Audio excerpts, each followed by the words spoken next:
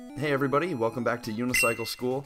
We've got a lot of ground to cover in today's lesson because we're going to be talking about both the 360 and 540 Unispin. So while it might seem like there should be a big gap in difficulty between the 3-spin and the 5-spin, I grouped them together because they're the last spins we can do while keeping our hands on the seat. I mean, like, for the whole spin, you don't have to let go. You can just keep a hold of it. It's nice and safe, and it's called a hand pass. And before we can start really trying the 3-spin, we gotta get the hand pass down. You're gonna want your hands together in the middle of the seat for this. You might be tempted to experiment with this.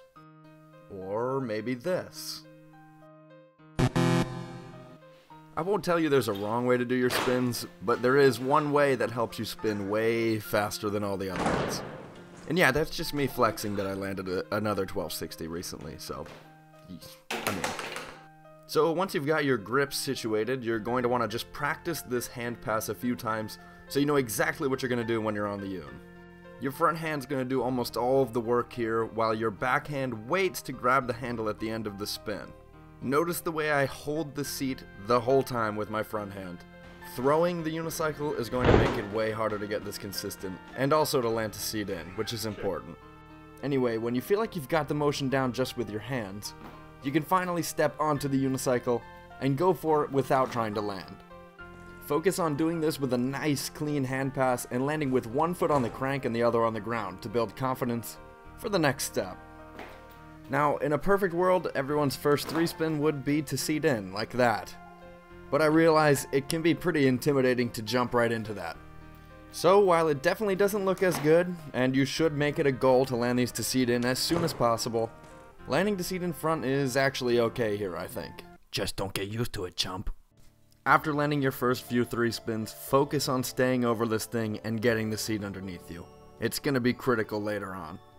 In order to fully prepare yourself for the 5-spin, I'm going to recommend that you learn rolling 3-spins next. The process of getting used to 3-spins can be kind of long. For reference, I landed my first static 3-spin in the middle of May in 2008. I landed my first rolling 3-spin in June 2008. I even took a video of it on my sweet calculator. Then I practiced those for the rest of June, and July, and August, and September, and October, until finally, on November 6th, 2008, I landed my first 540 Unispin. So if you want to be this stoked about unicycling, I suggest you crank some heavy metal and whip out the worst camera you can find, because it's time to talk about the 5-spin. So I hope you remember all those steps we just did to learn a 3-spin. We're about to do them all over again, but this time, we're really going to take these unicycles out for a spin. Ow. What is going on? That's a great question. What is going on? You see, the 540 Unispin has a slightly more complicated hand pass than the 3-spin. Your grip is going to stay the same as last time. Your hands will be together in the middle of the seat with your thumbs wrapped around the side. Everything else starts just like the 3-spin too. Hold with your front hand until nearly the entire first 360 is finished. Once again, your back hand will be waiting, only this time you won't grab the handle to stop the spin. Let the unicycle keep rotating and use your catching hand to guide the remaining 180.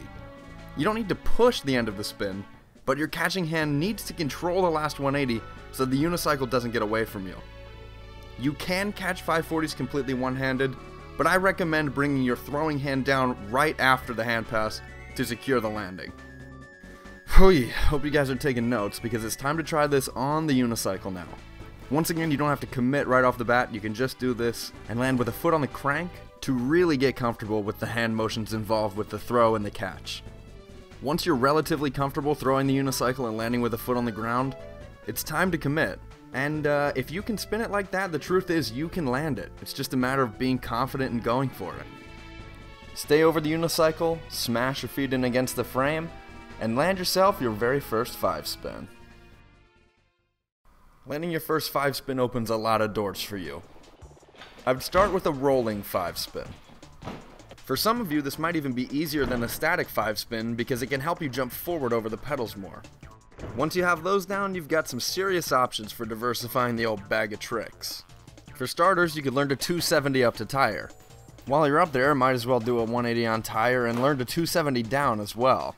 To be honest, this combo probably belongs before the 540 Unispin in this tutorial. The challenge comes when you start to practice these spin combos without hops between the spins. Another place you could go from here is to practice full out spins. This is just like an outspin, but this time you're going to be doing a 3-spin, from seat in to seat in. If you remember from before when we've talked about outspins and outflips, I recommend you learn these blind, or away from your front foot. It'll be beneficial in the long run, trust me.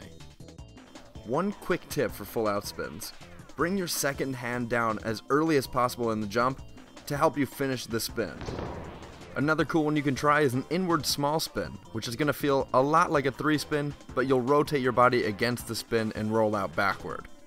If you're feeling super ambitious, you've done everything you need to start going for 360 side spins. A 3 side is just like a 3-spin, but it'll wrap behind your front leg, and you'll land seat in to roll out. This trick would be an excellent challenge if you've been flying through the homework so far. While we're on these sweet gimbal angles, if you're interested in being an ambidextrous spinner, which I recommend, you can learn 3 spins and 5 spins both blind. It might seem brutal for me to ask you to go back and repeat all those steps in the other direction, but being able to choose your spinning direction based on individual tricks will make you an insanely versatile rider. Alright, I realize this is getting long, but I think there's one last thing I need to talk about here. For the next tier of Unispins that we're going to be pursuing, you're not going to want to hold the seat the whole time and do a hand pass like we did for the 5-spin. The nice thing about 5 spins is that we can do one seat forwards, but then when we're seat backwards we can get a little practice with the throwing motion we'll be using for the rest of these spins. Not much is really going to change. You'll still be keeping your throwing hand on the seat for the full first 360 degrees, but then, instead of catching with your other hand on the side and guiding the last 180, you're just going to let it go. Throw the last 180 degrees of the spin. This is a great way to warm up for what's to come. Alright, I realize that at this point your unicycle might not be the only thing that's spinning. Because maybe your head is spinning from all of the ideas I just gave you. So I'm not going to give you any homework. What I do think you should do is dig through the suggestions I made at the end of this video and find 2 or 3 to make your long-term goals for after you've landed your 360 and 540 Unispins. Good luck!